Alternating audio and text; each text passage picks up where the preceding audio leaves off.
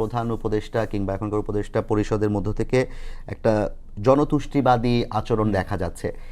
আপনারাও কি মনে করেন যে বাংলাদেশের যে পরিস্থিতি, সেই পরিস্থিতিতে জনতুষ্টিবাদী আচরণ করে একটা লং রানে আমরা একটা ভালো জায়গায়, যে স্বপ্নের কথা বলা হচ্ছে বারবার, সেই স্বপ্নের জায়গায় পৌঁছাতে পারবো?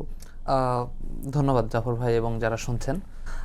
আমি মাহবুব কামাল ভাইয়ের সাথে কয়েকটা জায়গায় সেপারেটলি দ্বিমত করতে চাই। সেটা হলো যে বাংলাদেশের মানুষের, আমরা যারা মাঠে জনগণের সাথে মিশি, তাদের মধ্যে ইন্ডিয়া বিরোধিতা যেই জায়গাটা, সেটা আমরা মানুষের মধ্যে দেখি যে দিল্লি বিরোধিতা হিসাবে, কিংবা ইন্ডিয়ান যে বাংলাদেশ সম্পর্কে ফরেন পলিসি, সেই আধিপত্যের বিরোধিতা জায়গা থেকে দেখেন একজন মানুষ ঢাকা না দিল্লি এই স্লোগান দিয়ে সে কিন্তু আবার ঠিকই তার হিন্দু ভাইয়ের সাথে কিন্তু সে একসাথে মিশছে, সহ অবস্থান করছে। তার মানে এই ইন্ডিয়ান যে নিপীড়িত জনগোষ্ঠী কিংবা সাধারণ মুক্তিগামী জনগোষ্ঠী যারা আছেন, তাদের সাথে কিন্তু এই অঞ্চলের মানুষের তেমন একটা বিরোধ আছে বলে মনে হয় না। বিরোধটা মোস্ট অফ দ্য পলিটিক্যাল, এবং সেটা আসলে দিল্লির আধিপত্যের বিরোধী জায়গায়। দ্বিতীয় জায়গা হচ্ছে যে প্রফেসর ইউনূসের ওই প্রথম যেদিন তিনি আসেন দেশে, এবং তখন যখন বলেন যে সেভেন সিস্টারের জায়গা, আমার কাছে মনে হয়েছে কি, ইন্ডিয়ান বাংলাদেশ এবং শেখ হাসিনা প্রশ্নে ইন্ডিয়ান যে অবস্থা, এবং ইন্ডিয়া ক্রমাগতভাবে শেখ হাসিনাকে যেভাবে সাপোর্ট দিয়েছে এবং স্বৈরাচারী একটা ব্যবস্থা টিকিয়ে রাখার জন্য এখন পর্যন্ত যা করছে, তো ওই জায়গা থেকে এবং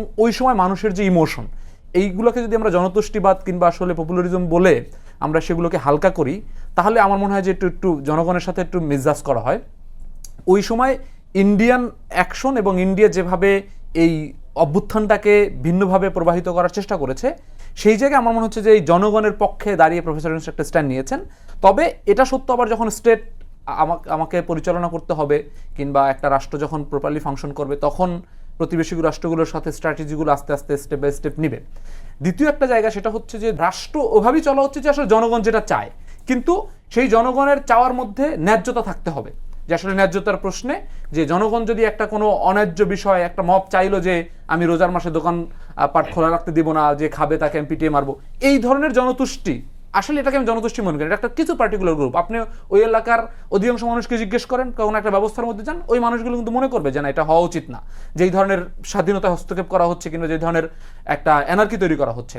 তো সত্যিকার অর্থে গণতান্ত্রিক প্রক্রিয়ায় বলেন কিংবা হচ্ছে একটা রাষ্ট্রের জনগণের ভিউটাই আসলে প্রকাশিত হওয়া উচিত বলে মনে করি।